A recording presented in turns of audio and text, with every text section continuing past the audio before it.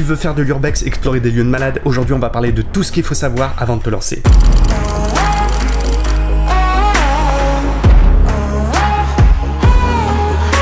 L'urbex, c'est une pratique qui est illégale.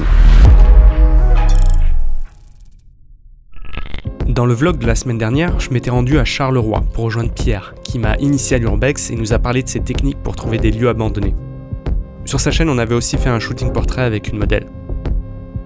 Cette fois, on va parler de choses concrètes, le matériel, la préparation, la sécurité, c'est sérieux aujourd'hui. Pour cette seconde exploration, Pierre m'a amené dans une usine abandonnée encore plus immense que la précédente. Elle était composée de 3 bâtiments, d'abord cette sorte de hangar totalement gigantesque.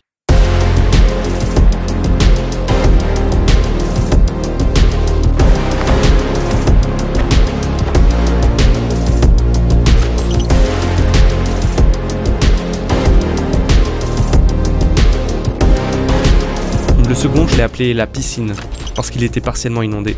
Non mais mate ça, on se croirait dans un décor de Resident Evil. Qu'est-ce qui va surgir d'une de ces portes? Un zombie? Un tyran? Le grand JD? Oui, bienvenue. Et dernière partie, cet entrepôt sans fin qui devait servir à Dieu sait quoi. Là aussi à moitié inondé et avec cette hauteur sous plafond. Oh putain, ce truc de ouf. Ah, un truc de dingue. Crois-moi, aucune photo peut lui rendre justice. On a passé des heures à se balader ici, à essayer de comprendre les lieux et à s'interroger sur le pourquoi de telles explorations.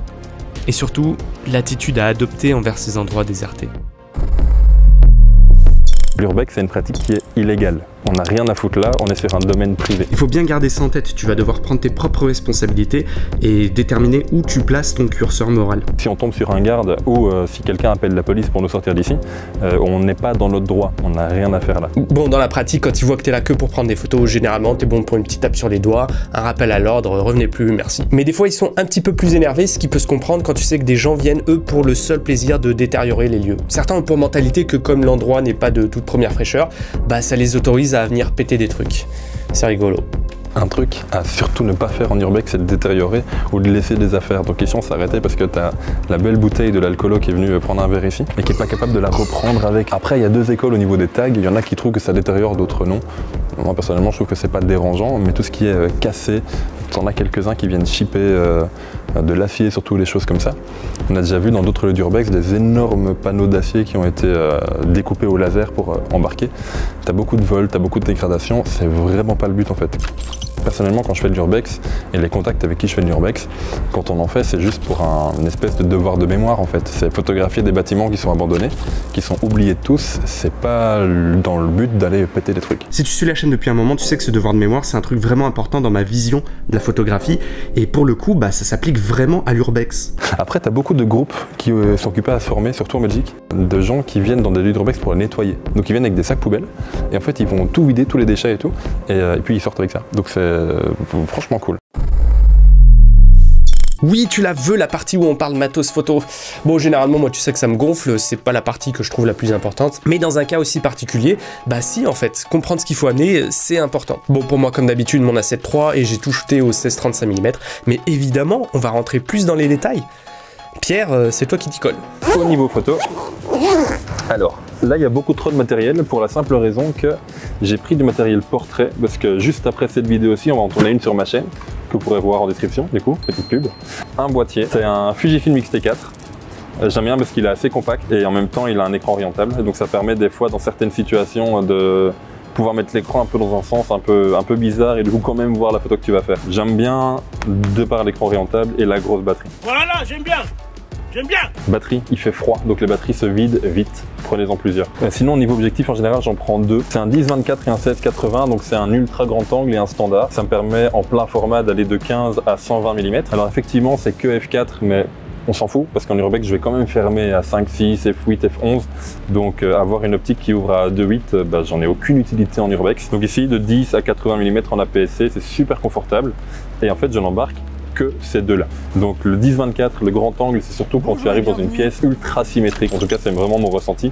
comme le plan qu'on a fait tout à l'heure dans l'espèce de spot un peu célèbre ici, d'avoir ce truc énorme, d'avoir cette image énorme face à toi, avoir un ultra grand angle, c'est super confortable. Et pareil, le 16-80 du coup c'est pour tout le reste en fait, il est tout le temps monté sur le boîtier et je fais quasiment toutes mes photos avec. Le trépied, c'est toujours ultra utile en urbex parce que il n'y a pas beaucoup de lumière.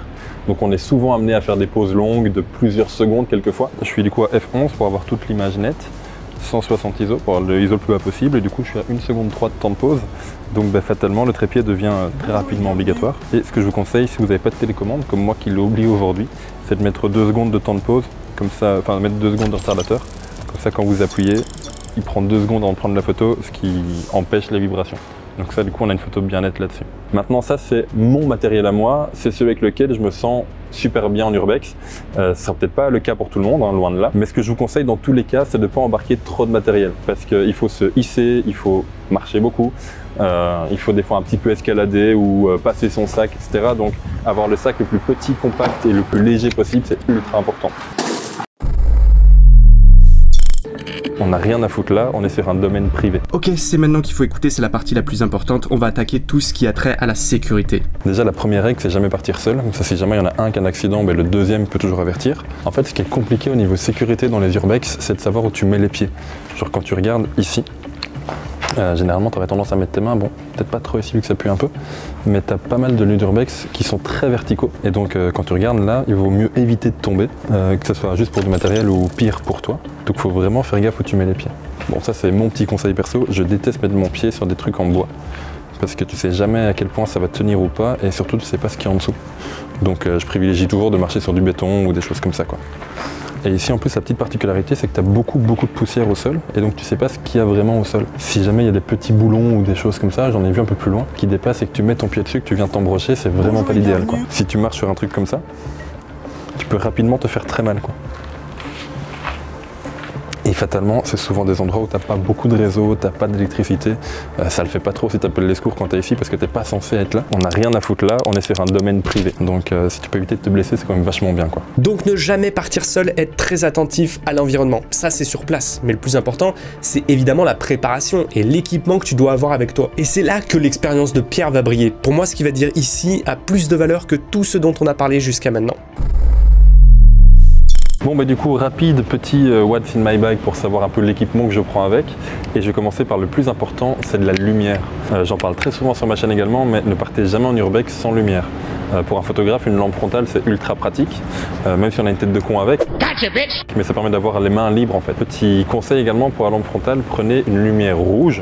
Donc si j'ai une lumière normale qui est réglable, mais si je maintiens, s'il veut bien, j'ai une lumière rouge qui se voit très peu au final. Et en fait, ça permet de voir son appareil quand on l'a sur trépied, mais de ne pas se faire voir de loin. Parce que je vous rappelle qu'on n'est pas censé être là. On n'a rien à foutre là, on est sur un domaine privé. Au niveau de l'équipement, que ce soit pour le sac, pour les vêtements, chaussures ou quoi, prenez en compte le fait que vous allez vous salir.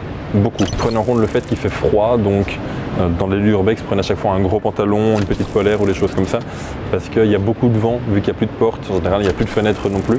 On l'a ici, vous l'entendez peut-être, il y a beaucoup de vent, de courant d'air. Pour vous, prenez des choses assez souples que vous pouvez salir et qui sont assez chaudes.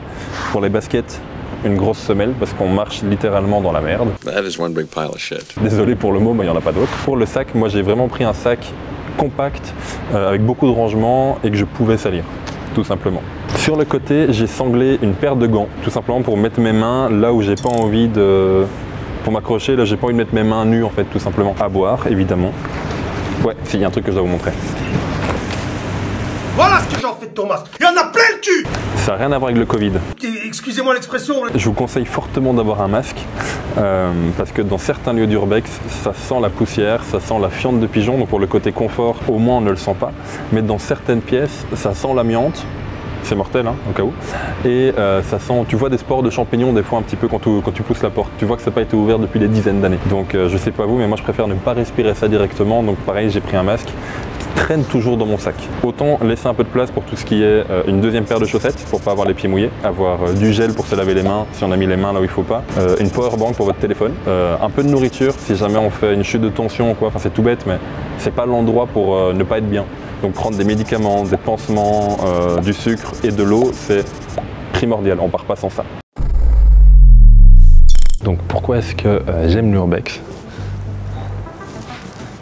fatalement déjà, c'est de tomber sur des endroits que les gens ne voient pas en général. Il y a toute la recherche derrière.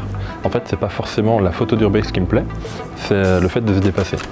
Il n'y a pas que en urbex, mais c'est surtout en urbex, le fait de trouver le lieu, le fait de devoir s'y rendre, de trouver un endroit pour rentrer, d'y aller un peu en furt, il y a un peu ce shoot d'adrénaline derrière, illégal, rien à foutre là, et puis de tomber sur des trucs comme ça, qui sont juste fous, ça me plaît énormément. Et puis il y a le côté apprendre un peu l'histoire du lieu aussi qui me plaît beaucoup trop. C'est-à-dire que tu arrives ici, tu te demandes c'était quoi avant. J'ai pas la réponse, hein. Mais tu te demandes du coup à quoi ça servait ce truc-là. Tu peux essayer de chercher un peu en regardant et puis au fur et à mesure tu fais d'autres urbex, tu te dis qu'il y a peut-être des trucs en commun. Genre là, tu te dis qu'il y a peut-être des poutres vu que ça a l'air scié, ou peut-être que en fait c'était des racks, genre des grosses étagères XXXXL que t'as pas chez Ikea. Mais ouais, c'est vraiment ça qui me plaît. C'est à la fois découvrir et apprendre.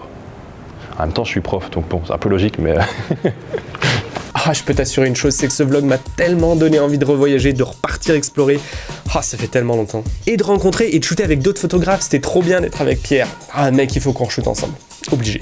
La vidéo sur le portrait de Pierre, c'est ici. Comment trouver des lieux d'urbex, c'est par là. Et on se dit à très vite, ici ou ailleurs. Allez, des bises. See you mate, keep on creating.